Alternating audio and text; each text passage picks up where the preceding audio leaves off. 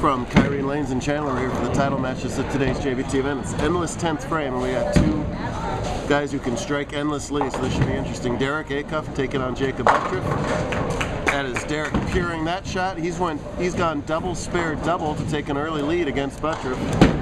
And that's something not anybody's been able to do very much of today, because of all of the records that he's been setting this year, he has set another one today.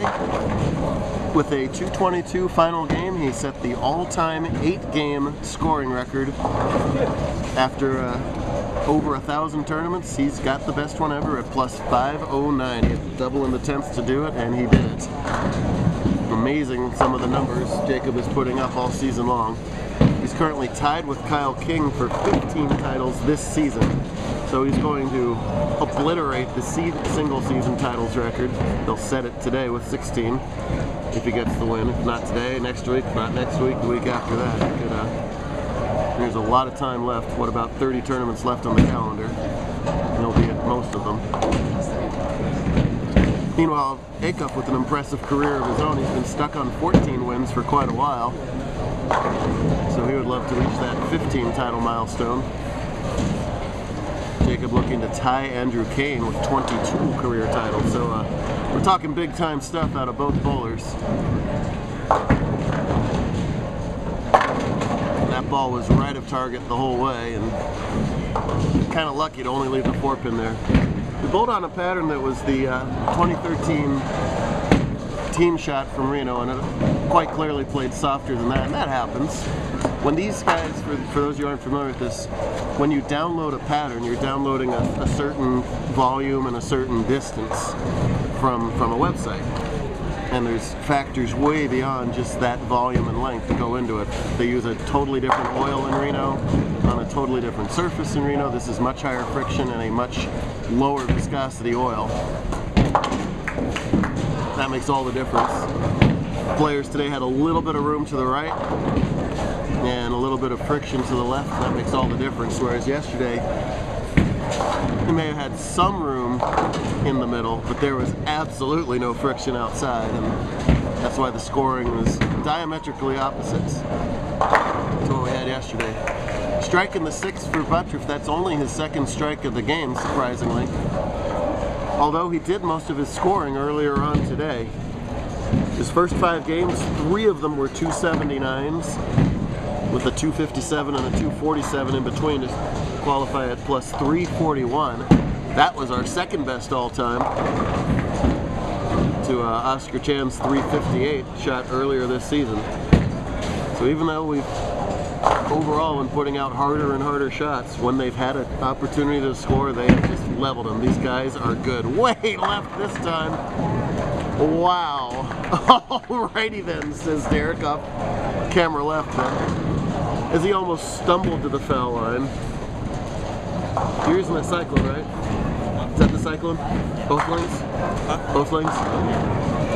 He was using reactive earlier today and covering more boards. Now he's shifted himself left, going a little bit straighter with that urethane ball that he's turned so many heads with this season. The ball doesn't overreact when you go to the right, and you're playing so far left anyway that there's no time for it to underreact. An absolutely unique delivery we're all used to on tour, but still amazed by on tour. Contrast that with Derek, who's prototypical lefty. If you want to teach a kid to bowl your normal style from the left side, teach a kid to bowl like Derek, super smooth. If your kid happens to have no wrist bones, teach him to bowl like Jakob. It's true. It is what it is. There are no wrist bones. What person doesn't have no wrist bones? That person. If you want to teach your kid to wear a white belt, you can be either of them. This white belt craze is running rampant here in JBT. Ah, yes. Yes, sir. I guess so, yeah. If it's different shade of blue, otherwise same outfit going on here.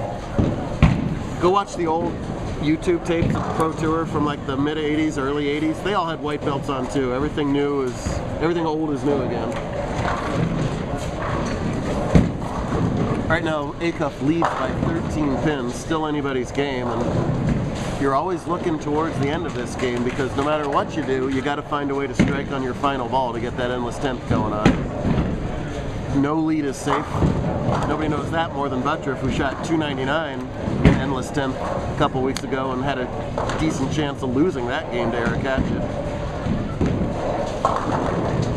299, the best possible non-endless 10th game.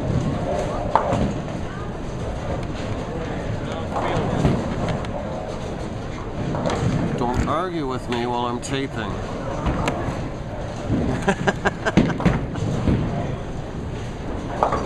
Derek, a very deliberate bowler. It's not that he bowls slow, it's just that he's got a good pre-shot routine. Kids generally don't, so by comparison he looks slower. There's perfect fundamentals there. Just a hair right again. Seems like he's trying to jam the ball just a little bit more on the left-hand lane, and he seems more comfortable bellying it out a couple boards on 4. Looks like he's trying to play even harder and straighter on 3. Just the faintest hint of an early jump, and he's going to have to finish on this lane too, so he's got some stuff to figure out while he's sitting here on the bench. We'll see who wins. It should be a great finish. Watch the next part.